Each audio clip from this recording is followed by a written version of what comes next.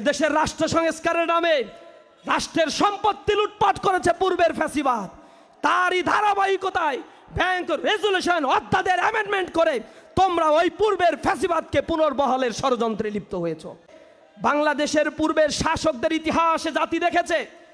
বর্তমান যে সরকার এসেছে অনেক নাটকীয়তার মধ্য দিয়ে দাদা বাবুদের হাত পা ধরে উত্তর পাড়ার সহযোগিতা নিয়ে মিডিয়া কুয়ের মাধ্যমে ইলেকশন ইঞ্জিনিয়ারিং করে অনেক কারুকার্য করে ক্ষমতায় আসছে। কতদিন টিকতে পারবা?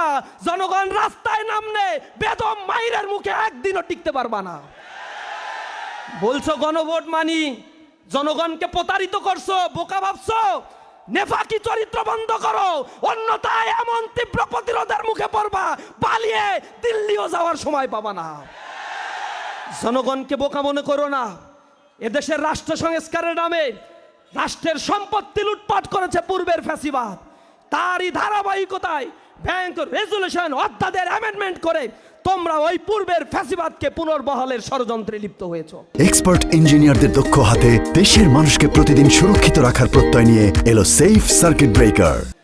জনগণের অধিকার নিয়ে ছিনিমিনি খেলছো, সাংবিধানিক অধিকার কেড়ে নিচ্ছ, আবার ফ্যাসিবাদ আর স্বৈর শাসক পুনর্বাসনের জন্য গণভোটের রায়কে তোমরা অস্বীকার করছো। এই জমিন কথা বলবে, জমিন কথা বলে। চাপাই নবাবগঞ্জের মাটিতে শহীদ আব্দুল মতিনের রক্ত ঝরেছে, শীষ মোহাম্মদের রক্ত ঝরেছে, রাশেদুলের রক্ত ঝরেছে। সেই রক্ত কথা বলেছে। চাপাই নবাবগঞ্জ ইসলামের জন্য উর্বর হয়েছে।